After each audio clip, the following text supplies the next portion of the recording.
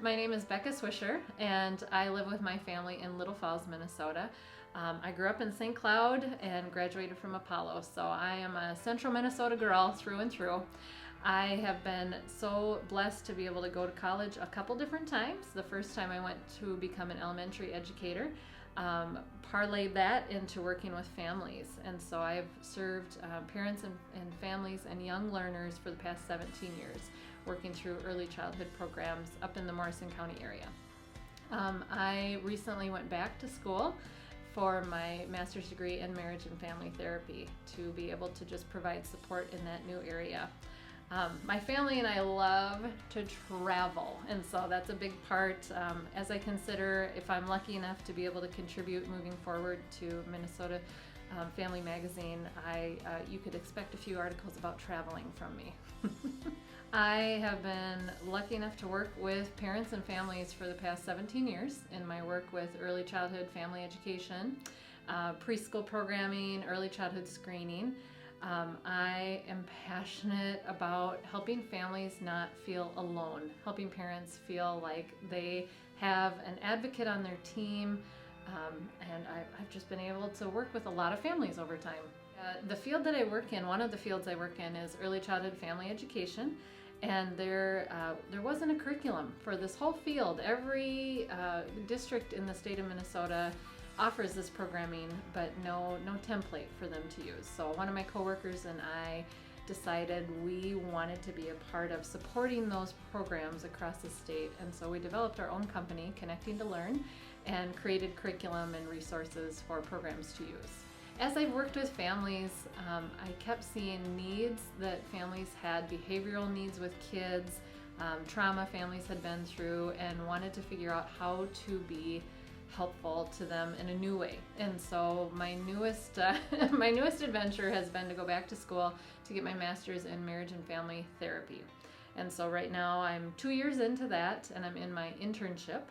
And so it's a 1-year internship working alongside the Ellison Center in St. Cloud, serving families with young children, elementary age and teenagers, so that they can become the healthiest family with as much hope in their story as they can have.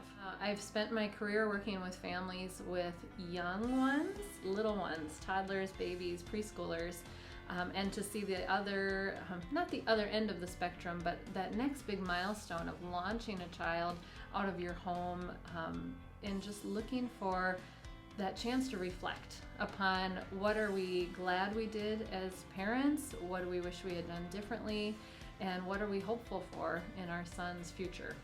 I was lucky enough to get a little bit of time with my son before he left, and hadn't really even thought about the article when we had the chance to sit down and connect. But our conversation about his experience being in our home and a part of our family ended up lending itself really well to that reflective piece of being a reflective parent launching a child. So my son and I went on a bike ride, 40-mile bike ride, did a lunch, and just had a real informal chat about what he felt were some of the most meaningful things that we did as a family as he was growing up.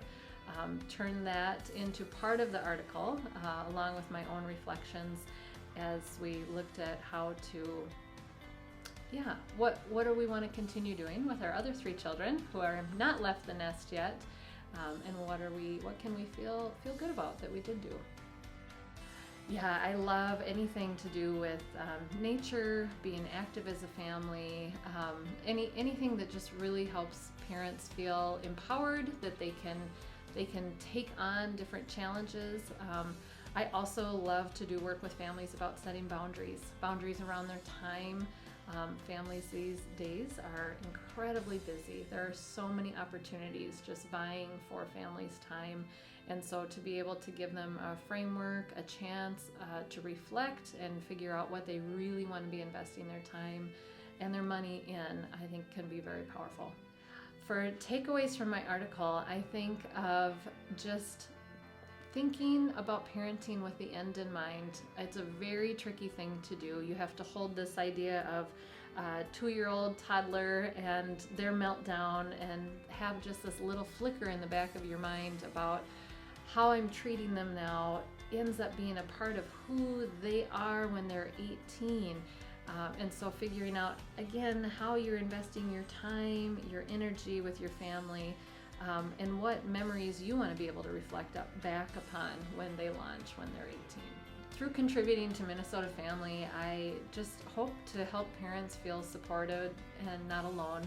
I think parenting can be such an isolating thing. You feel like you're the only one who's ever experienced whatever emotion or problem or situation that you find yourself in. And I think just that idea of being able to help somebody feel like, oh, someone else goes through this too, is such a powerful thing.